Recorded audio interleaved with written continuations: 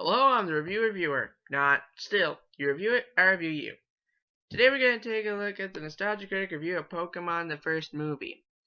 Now, fair warning, I originally intended this to be the first episode, but when I was editing the clips together, the player crashed and I forgot to save.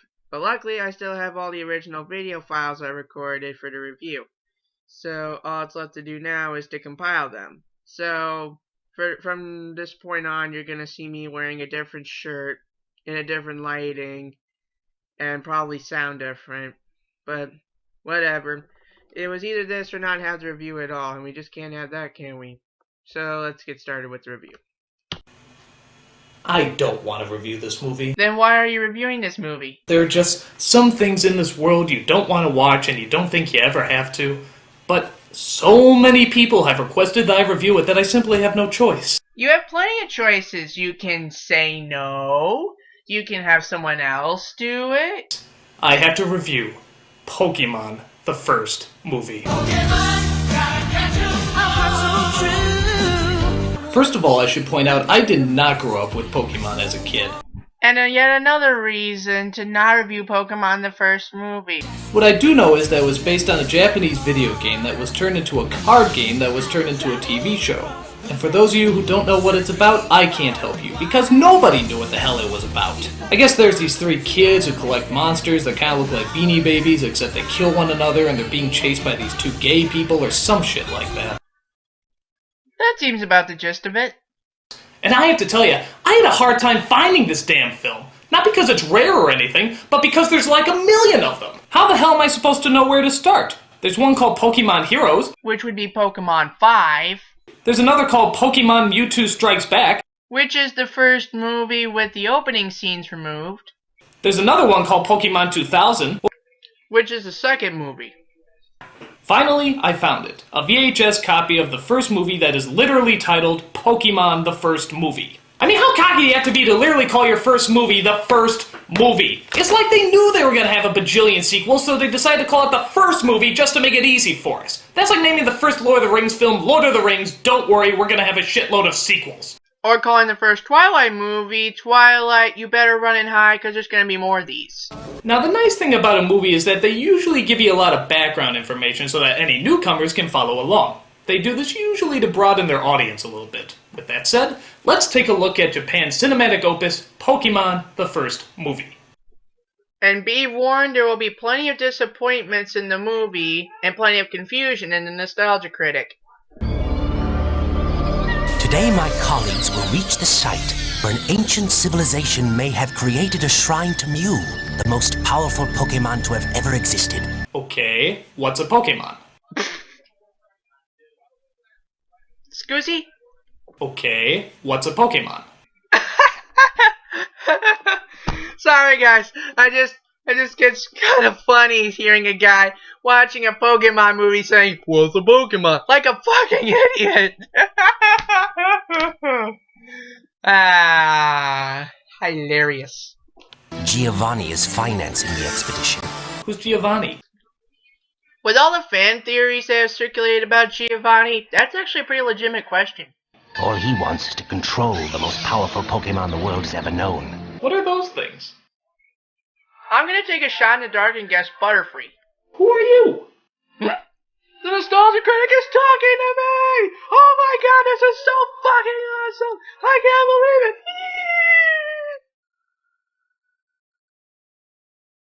Yeah, I squeed, and I don't give a fuck. Okay, so they never really tell us what a Pokemon is, but from what I can gather, they're kind of like little monsters that you capture and use for fighting. The way they capture them is that they throw some kind of magical ball that shrinks them down so that you can fit them in your pocket. Kind of like a pocket monster or something. Sounds about right. In fact, they should have just called it Pocket Monsters. That at least would make a little bit more sense, but apparently Pokemon is the Romanized contraction of the Japanese word, which translates out to... Oh, you gotta be kidding me. It actually translates out to Pocket Monster? Why didn't you just call it Pocket Monster then? I know what a Pocket Monster is. It's a monster that fits in your pocket. Easy! Why don't you keep Pokemon? That's ridiculous. Nobody knows what a Pokemon is. It sounds like something a Jamaican shouts out when he wants to play cards. And now one of the funniest things Nostalgia Critic ever did in 3, 2, 1. Hey, would you like to play some Pokemon? I don't even know what's funnier, the joke or the fact that he spelled Jamaicans wrong. So the story is about the clone of the most powerful Pokemon in the world called Mew. The clone's name? Mewtwo. Lame.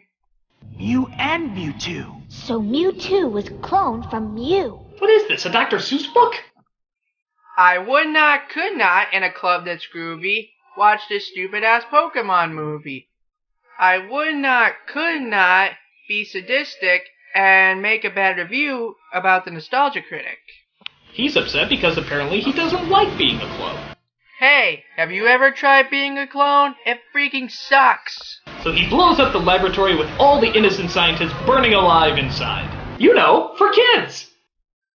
I'm actually surprised 4Kids kept that in the American release. Later on, another man tries to take him under his wing to teach him how to focus his powers. Okay, whatever credibility this movie had died the second you put Mewtwo in the robot suit. But that doesn't go over well either. After his little temper tantrums, he decides to set out and destroy all of humanity and Pokemonity alike. What is he, a Pokemon or a serial killer? Meanwhile, on the other side of wherever this all takes place, we come across our three main characters, Misty, Brock, and Ash, a Pokemon trainer, who I think would be a lot cooler if he was more like the Ash from the Evil Dead movies. Swallow this. Now, I've heard a lot of people complain how these three characters have absolutely no personality, but I think they have plenty of personality. For example, Brock has the personality of Mud. Munda knows how to get hot chicks. Misty has the personality of Motor Oil. Motor oil that spawned 1,000 Pokeshippers. And even Ash has the distinct personality of Sandpaper. I actually have nothing to say about that. Guess you're right. These three kids set out to collect as many Pokemon as possible, because I guess somebody has to. 5 words. Gotta catch 'em all, dude. They're followed by the evil trio known as Team Rocket, who want to steal Ash's Pokemon and use them for their own evil deeds. The humans' names are Jesse and James. Oh, I get it, like Jesse James, the famous outlaw. Yeah, that's really not funny. You know what else isn't funny? The Swedish Viking sketch, but more on that later. And there's also Meowth, a Pokemon who for some reason can speak English, unlike the other Pokemons who can say only their names over and over and over. So Mewtwo sets up a tournament of the Pokemons, which turns out is just a trap so he can make clones of all of them to take over the world. Of course! Our three heroes try to make it to the tournament, but a dangerous storm threatens their way. So clever Team Rocket pretends to help them out, disguising themselves as Swedish Vikings? Vi get you two new islet faster than you can say a fartig nougat. I didn't know Vikings still existed. They mostly live in Minnesota. Typical Japaneses, deriving their facts from American sports. Team Rocket's plan backfires, and our heroes make it safely to Mewtwo's fortress. There they discover his evil plan as Mewtwo captures all the Pokemon and makes clones of them down below. But the Pokemon are later freed and ready to kick some Poke-ass. He said Poke-ass. And the rest of the movie is pretty much this. It's nothing but fighting. It's just Pokemon running, zapping, jumping, ducking, screaming. And since they're fighting their own clones, I can't even tell which one I'm supposed to be rooting for. You know, the one with the... And the... With the... What are we talking about again? While looking over all these Furbies beating the shit out of each other, Ash finally comes to a stunning realization. Fighting must be... bad. Fighting bad? That's preposterous.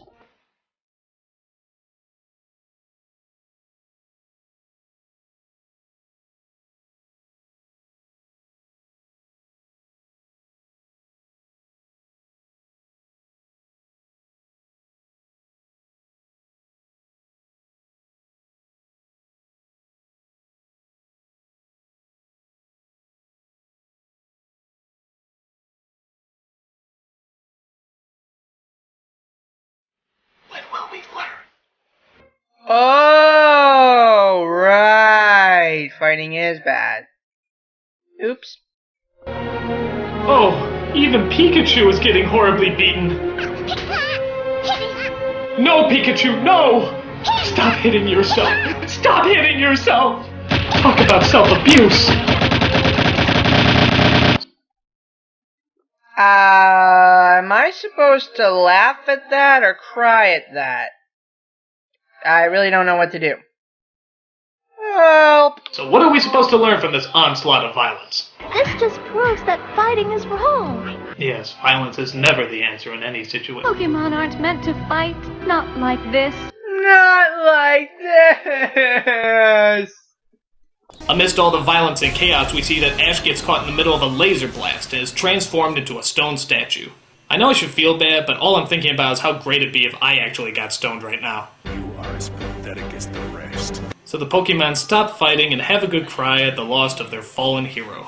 But wait a minute. Oh no, they can't be.